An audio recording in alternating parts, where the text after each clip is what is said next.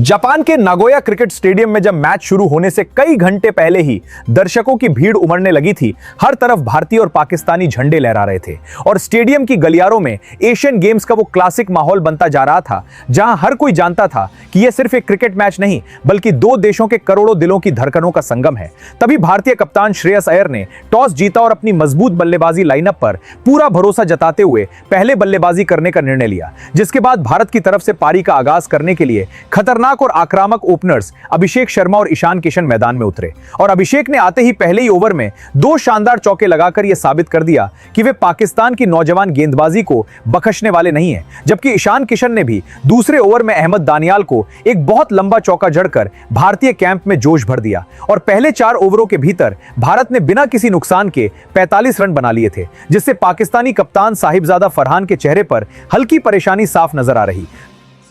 थी। लेकिन उन्होंने 5वें ओवर में एक बड़ा दांव खेला और गेंद 18 वर्षीय युवा तेज गेंदबाज अली रजा को थमा दी, जो अपनी 145 किलोमीटर प्रति घंटे से अधिक की रफ्तार के लिए जाना जाता है। और अली ने अपने करियर की सबसे अहम गेंद कराई, जो एक तेज और खतरनाक बाउंसर थी, जिस पर ईशान किशन ने जोरदार फुल शॉट खेलने की कोशिश की, लेकिन रफ्तार के आगे बीट हो गए और गेंद उनके बल्ले के ऊपरी किनारे को छूती हुई सीधा विकेटकीपर उस्मान खान के महफूज हाथों में चली गई। और इस तरह पाकिस्तान को 48 के कुल स्कोर पर पहली और बहुत बड़ी कामयाबी मिली, जिसके बाद कप्तान श्रेयस अय्यर खुद क्रीज पर आए और उन्होंने अभिषेक शर्मा के साथ मिलकर पारी को बहुत खूबसूरती से आगे बढ़ाया। दोनों ने पाकिस्तानी स्पिनर्स को खासतौर पर निशाना बनाते हुए बीच के ओवरों में रनों की बाढ़ ला दी, लेकिन अभिषेक शर्मा ने 28 गेंदों पर 45 रनों की तेज पारी खेलने के बाद मिस्ट्री स्पिनर अबार अहमद की एक घूमती हुई गेंद को पड़ने में नाकाम रहे और एलबीडब्ल्यू आउट हो गए। फिर मिडिल ऑर्डर में शिवम दुबे और संजू सैमसन आए, जिन्होंने आकर ऐसी तबाही मचाई कि पाकिस्तानी गेंदबाजों के होश उड़ गए, क्योंकि शिवम दुबे ने अरफात मिनहाज और साद मसूद को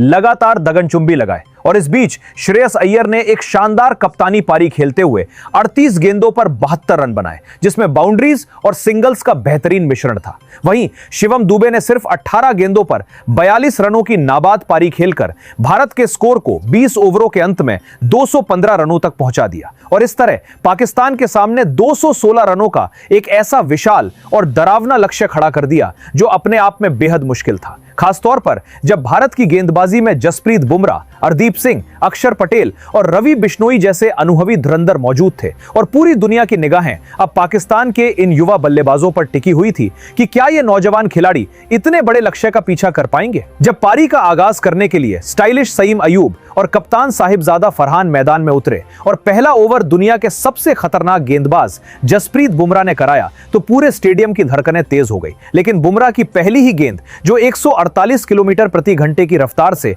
अंदर की तरफ आई,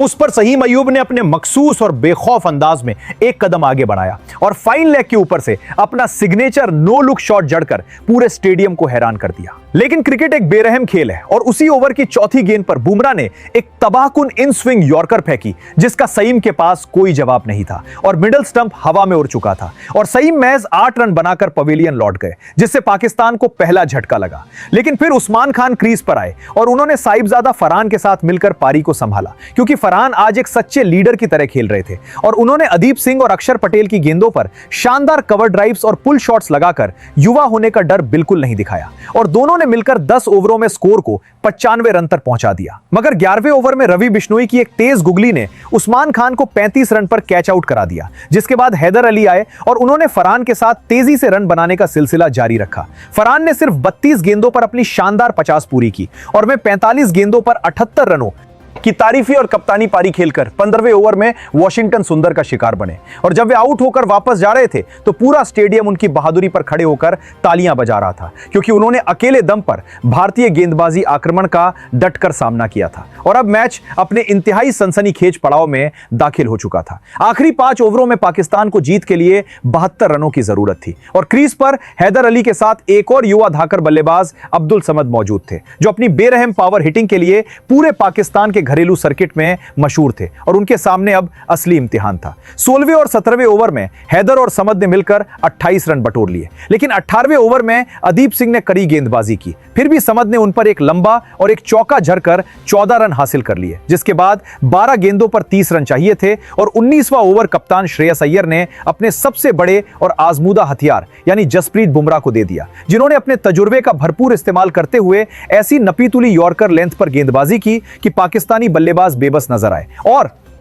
इसी ओवर की चौथी गेंद पर हैदर अली बड़ा शॉट मारने की कोशिश में बाउंड्री पर कैच आउट हो गए और बुमराह ने इस ओवर में सिर्फ 6 रन देकर एक अहम विकेट भी चटका ली। और अब आखिरी ओवर का आगाज हुआ, जहां 6 गेंदों पर पाकिस्तान को 24 रन चाहिए थे, जो लगभग नामुमकिन था। लेकिन स्ट्राइक पर अब्दुल समद थे और गेंद थी अर्शदीप सिंह के हाथ में। भारतीय कैंप में जश्न की तैयारियां शुरू हो गई थी और उनके चेहरों पर मुस्कुराहटें थी, लेकिन अब्दुल समद की आंखों में एक अलग ही जुनून और आक्रामकता की चमक थी। अर्शदीप ने पहली गेंद वाइड यॉर्कर करने की कोशिश की, लेकिन वो थोड़ी फुल टॉस हो गई और समद ने अपनी पूरी ताकत से बल्ला घुमाते हुए एक्स्ट्रा कवर के ऊपर से फ्लैट और गोली की रफ्तार वाला चौका जड़ दिया। दूसरी गेंद पर अर्शदीप ने बाउंसर का इस्तेमाल किया, लेकिन समद पहले से ही बैकफुट पर तैयार थे और उन्होंने शानदार हुक शॉट खेलकर गेंद को फाइन लेग बाउंड्री के पार चौके के लिए भेज दिया। तीसरी गेंद पर अर्शदीप ने एक मुकम्मल और परफेक्ट यॉर्कर कराई, जो सीधा समद के जूतों पर आकर लगी और समद मुश्किल से उसे रोक पाए और कोई रन नहीं बन सका, यानी एक डॉट बॉल जिससे दबाव बढ़ गया।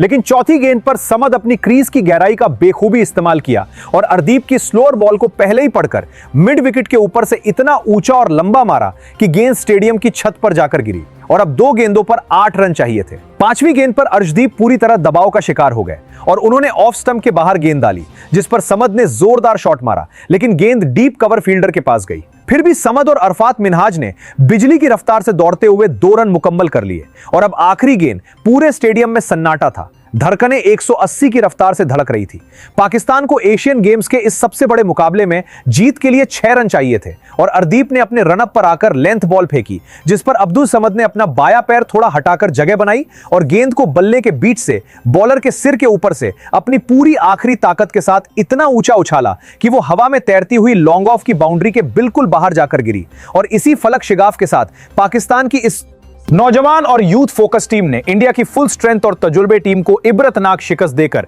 यह मैच अपने नाम कर लिया और पूरा स्टेडियम खुशी के नारों से गूंज उठा, जहां पाकिस्तानी खिलाड़ी डगआउट से भागते हुए ग्राउंड में आए और हीरो अब्दुल समद को अपने कंधों पर उठा लिया, क्योंकि अब्दुल समद ने महज 16 गेंदों पर 48 रनों की एक ऐसी नाबाद मैच विनिंग और जादुई पारी खेली थी जिसे क्रिकेट के इतिहास में हमेशा सुनहरे हरफों में लिखा जाएगा, जिसमें साहिबजादा फरहान की शानदार कप्तानी, अबरार की जादुई गेंदबाजी और समद ही तहलका मचा देने वाली फिनिशिंग ने साबित कर दिया कि पाकिस्तान का क्रिकेट भविष्य बहुत उज्जवल है। लेकिन क्या आप जानते हैं कि इस रोमांचक मुकाबले की जो पूरी दास्तान मैंने आपको सुनाई है, वो हकीकत में कोई मैच नहीं थी, बल्कि यह मुकम्मल तौर पर एक फर्जी मैच और एक ख्याली स्क्रिप्ट थी, जिसे हमने खास तौर पर आपकी तफरीह और मनोरंजन के लिए तैयार किया था। लेकिन इस फर्जी मैच के पीछे एक बहुत गहरा और महत्वपूर्ण संदेश है, क्योंकि जब एशियन गेम्स 2026 के लिए पाकिस्तान और इंडिया के स्क्वाड्स का ऐलान हुआ, तो बहुत से लोगों और मीडिया पंडितों ने यह कहते हुए आलोचना की कि इंडिया ने तो अपनी पूरी ताकत और अनुभवी टीम भेजी है, जबकि पाकिस्तान ने सिर्फ नए और युवा लड़कों को मैदान में उतार दिया है। और उन्होंने भविष्यवाणी कर दी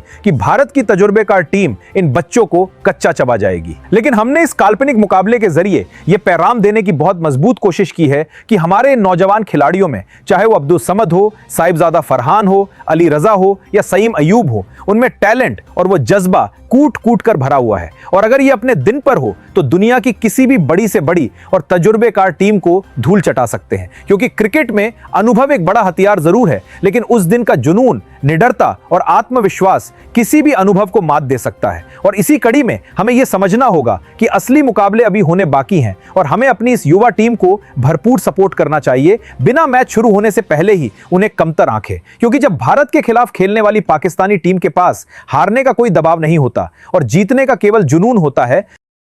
तो ऐसे में परिणाम किसी को भी चौंका सकता है। और हमने स्क्रिप्ट के माध्यम से उन सभी आलोचकों को जवाब देने की कोशिश की है जो हमारी युवा टीम को देखकर मुंह बनाते हैं और उन्हें बच्चे करार देते हैं, क्योंकि ये बच्चे जब मैदान में उतरते हैं तो अपनी जान लगा देते हैं और यही इस टीम की सबसे बड़ी ताकत है। इसलिए हर किसी को चाहिए कि वो अब्दुल समद की इस काल्पनिक लेकिन आंधी जैसी 48 रनों की पारी से प्रेरणा ले और समझे कि सपने देखने में कोई बुराई नहीं, क्योंकि अगर ये सपने पूरे हो गए तो इतिहास रच जाएगा। तो आपको ये हमारी ये स्क्रिप्ट और हमारा ये अंदाज कैसा लगा? क्या आपको भी उतना ही यकीन है कि हमारी ये नौजवान टीम एशियन गेम्स में हकीकत में भी इंडिया को इसी शानदार अंदाज में हरा सकती है? क्या आपको लगता है कि अगर आखिरी ओवर में अब्दुल समद जैसा खिलाड़ी हो तो 24 रनों का लक्ष्य भी मुमकिन है? अपनी इन सभी कीमती राय और सुझावों को कमेंट सेक्शन में जरूर लिखकर बताइएगा, क्योंकि आपकी राय ही हमें और बेहतर स्क्रिप्ट बनाने की प्रेरणा देती है। और हां, जैसा कि मैंने वीडियो के शुरू में भी कहा था, कृपया हमारे इस चैनल को सब्सक्राइब करना, इस वीडियो को लाइक करना और कमेंट करना बिल्कुल मत भूलिएगा, ताकि अगली वीडियो में मैं आपका नाम लेकर आपका दिल से शुक्रिया अदा कर सकूं, क्योंकि आपका एक लाइक और सब्सक्राइब हमारे लिए बहुत मायने रखता है। इसलिए अपना और अपने प्यारों का बहुत सारा ख्याल रखिएगा, दुआओं में याद रखिएगा और हां, अपनी इस युवा टीम के लिए दुआ जरूर करें। शुक्रिया और अलविदा।